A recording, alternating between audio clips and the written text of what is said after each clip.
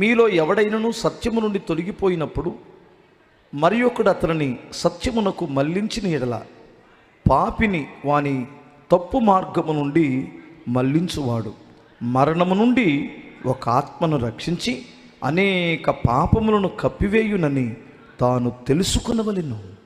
మరలా చదువుతున్నాను వినండి. సహోదరులారా, మీలో ఎవడైనను సత్యము నుండి తొలగిపోయిన ఎడల, సత్యం అనగా నేనే సత్యమును మార్గమును జీవమును అన్నాడు. క్రీస్తులో నుండి సంఘము నుండి ఎవడైనా తొలగిపోయిన ఎడల మరి ఒకడు అతనిని సత్యమునకు మళ్లించిన ఎడల, మరలా సంఘానికి నడిపించిన ఎడల, వాక్యపు వెలుగులోనికి నడిపించిన ఎడల, భక్తిలోనికి నడిపించిన ఎడల, అలాంటి వాడు ఒక పాపిని తప్పు మార్గము నుండి మళ్లించువాడు. ఎంతంటే మరణము నుండి ఒక ఆత్మను రక్షించి అనేక పాపములను కప్పివేయునని తాను తెలుసుకునవలెను. సువార్త ప్రకటించి కొందరిని రక్షించడం అయితే, రక్షింపబడి సత్యములోనికి వచ్చి మరలా తిరిగి లోకములో కలిసిపోయినటువంటి వారు, తప్పుడు బోధలకు తిరిగిపోయినటువంటి వారిని మనం రక్షించుకోవాలి. ఈరోజున జాగ్రత్తగా వినండి. తప్పుడు బోధలు ఎక్కువ అవుతున్నాయి, అబద్ధ బోధలు ఎక్కువ అవుతున్నాయి, వాక్యానికి భిన్నమైన బోధలు, ఆకర్షించే బోధలు, నానా విధాలుగా మాట్లాడుతున్నటువంటి వారు ఉన్నారు. దాని విషయంలో కూడా చాలా జాగ్రత్తగా ఉండాలని మీకు మనం చేస్తున్నాను. నేను మన మినిస్ట్రీస్లో ఉన్న సేవకులతో నేను ఎప్పుడు చెప్పే ఒకే ఒక్క మాట ఏమిటంటే, మనం సిద్ధాంతాలు బోధించవద్దు. మనకున్న ఒకే ఒక సిద్ధాంతం ఏమిటంటే, ఒక మనుషుడిని పాపము నుండి దూరము చేసి దేవునికి దగ్గర చేసే బోధిద్దాం. అది ఎంత కష్టమైనా పర్వాలేదు. ప్రజల హృదయాలలో ఒకవేళ అది నొప్పించబడే మాట అయినా కావచ్చు. మనం చేసే ఒకే ఒక ప్రయత్నం ఏమిటంటే, మనుషులని పాపము నుండి విడిపించి ప్రభు సన్నిధిలోనికి, ప్రభువుకు దగ్గర చేసే బోధ. అది ఎప్పటికీ వారిని చెదరగొట్టదు, ఎప్పటికైనా వారిని విడిచిపెట్టదు. వారిని దేవుని రాజ్యానికి చేర్చగలిగిన బోధ అదే. నేను నిర్ణయించుకుంది అదే, నేను చెబుతుంది అదే. దయచేసి గమనించండి. మీలో మీ పేటలో ఎవరైనా ఉన్నారా? మీ ఇంటి పక్కన వారు ఎవరైనా ఉన్నారా? ఎవరైనా సంఘాన్ని, ప్రభువుని అపార్థం చేసుకున్నారా? సేవకులను అపార్థం చేసుకున్నారా? వారికి నచ్చినట్టు నేను బ్రతకలేను, వారికి నచ్చినట్లు ప్రభువుని మనం మలచలేము, వారికి నచ్చినట్లు సంఘాన్ని మలచలేము. దేవునికి నచ్చినట్లు, వాక్యానికి అనుకూలమైనటువంటి నడవడి, వాక్యానికి అనుకూలమైనటువంటి సంఘాన్ని కట్టాలి. వారికి నచ్చినట్లు మనం చేయాలనుకున్నప్పుడు వాడు ఫీల్ అవుతాడు. అలాంటి వాడు అసత్యంలోనికి వెళ్ళాడు కనుక వాని కన్నులు తెరిపించడానికి ఒక వ్యక్తి కావాలి. ఎగ్జాంపుల్ మీకు చెబుతాను వినండి. నయమాన్ అనేటువంటి ఒకడు దైవజనుని అపార్థం చేసుకొని రౌద్రుడై తిరిగి వెళ్తున్నాడట.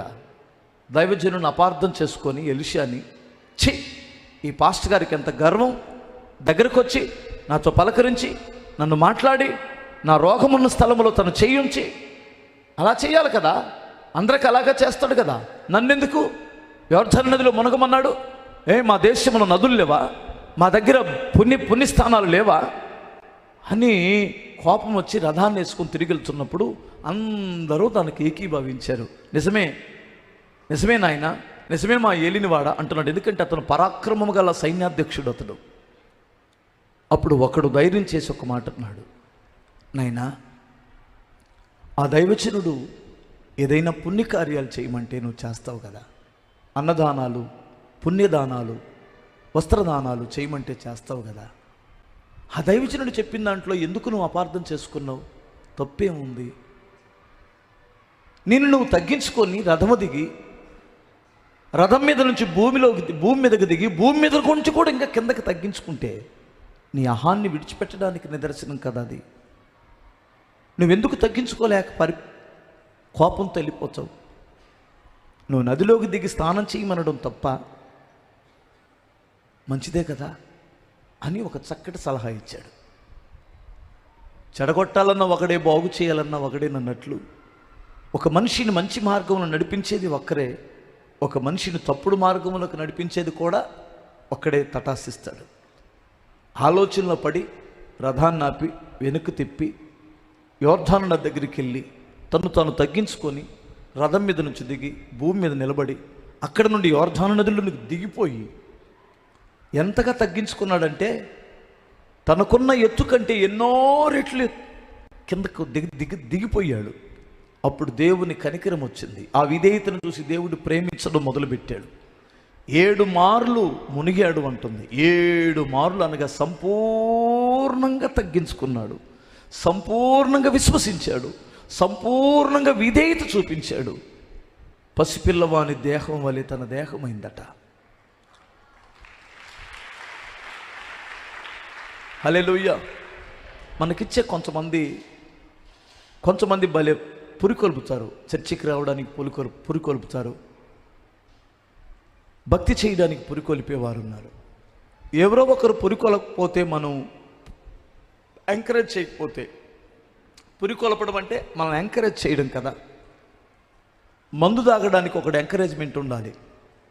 ఎవడైనా రోజు తాగేవాడు ఒక రోజు తాగొద్దు అనుకుంటే ఆ దగ్గరికి వచ్చి, రా బాబాయ్ నేను ఇస్తానురా అంటే ఆ రోజు వెళ్ళకూడదు అనుకున్నటువంటి వాడు కూడా ఉత్తేజంతో వెళ్ళిపోయి మందు తాగుతాడు కదా.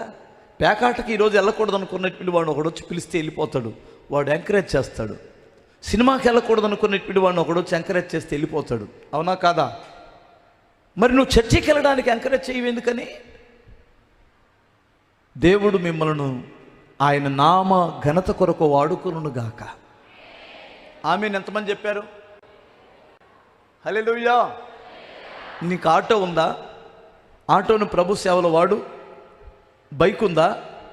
2 సార్లు తిరుగు. నీ భార్యను ఒకసారి దించు, పక్కింటి సహోదరుని ఒకసారి దించు. సహోదరిని మాత్రం ఎక్కించుకోవద్దు. స్తోత్రం చెప్పాలి. అమ్మా వినండి జాగ్రత్తగా. ఎవడైనా సహోదరిని ఎక్కించుకున్నట్టు కనపడితే నాకు చెప్పండి, మొహం పట్టుకొని అడుగుతాను నేను. పురుషులైతే ఎక్కించుకోండి. ఒకవేళ స్త్రీలైతే ఒక్క 50 రూపాయలు నీది కాదనుకొని టిఫిన్ చేస్తే 50 రూపాయలు అయిపోతాయి. ఒక ఆటోలో ఎక్కించి పంపించండి, అంతేగాని అట్లా ఎక్కించుకోకండి. స్తోత్రం చెప్పాలి. మీరు కూడా ఎక్కొద్దు. ఏ పురుషుడు బండి కూడా, నీ భర్త బండి తప్ప, నీ అన్నదో నీ తమ్ముడిదో తప్ప, నీ కడుపును పుట్టినటువంటి వాడిదో తప్ప ఏ పురుషుడు బైకు కూడా ఎక్కవద్దు. ఈ కాలంలో పుట్టవలసిన వాడివు నువ్వు కాదు అన్నట్టు చూస్తున్నారా? స్తోత్రం చెప్పండి.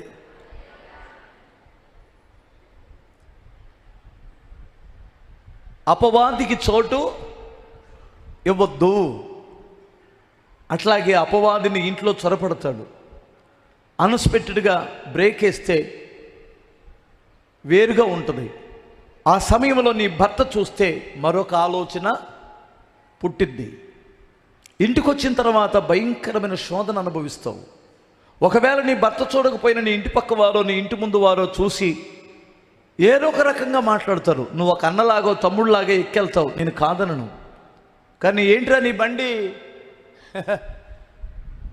రకరకాల బండ్ల మీద తిరుగుతుంది, కానీ మీ భార్య నా భార్య మీద తిరగటమే, నా భార్య బండి మీద తిరగటం ఏంటి అన్నాడు అనుకో. ఎందుకు వచ్చిన వాళ్ళే బాబు, సంసారాలు పోతాయి. ఎవరి దాళ్ళు చూసుకోవాలి, ఎవరి దాళ్ళు కనిపెట్టుకోవాలి. అబ్బాయి ఇక వాడు ఎంక్వైరీలోకి వెళ్ళిపోతాడు. ఎక్కడ ఎవడ బండి ఎక్కింది, ఏంటి సంగతి ఏంటంటే పలానోడు బండి ఎక్కింది. ఈడు డైరెక్ట్గా వెళ్ళి పలానోడు బండి ఎక్కామంట కదా అనడో. ఈ మధ్య నీ ప్రవర్తనలో మార్పు వచ్చింది, నువ్వు ఎక్కడ తిరుగుతున్నావో నాకు తెలుసు, ఎవడ బండి ఎక్కావో నాకు తెలుసు అంటే, నేను ఎవడ బండి ఎక్కాను, మర్చిపోయింది పిల్ల. ఆడికి ఏమనిపించిందంటే దీన్ని కూడా దాచి ఏదో చేస్తుంది. ఎందుకు ఇన్ని తిప్పలు మనకు అవసరమా? ఎవడో బండికి ఇన్ని తిప్పలు కొనుక్కొచ్చుకోవడం అవసరమా? సరే, నువ్వు అంత పుణ్యాత్ముడివి, ధర్మాత్ముడివి, న్యాయాధిపతివైతే, మంచి సత్క్రియలు కలిగినటువంటి వాడివైతే ఒక ముసలమ్మను బండి ఎక్కించుకోరాదా? ఒక ముసలాయిని బండి ఎక్కించుకోరాదా?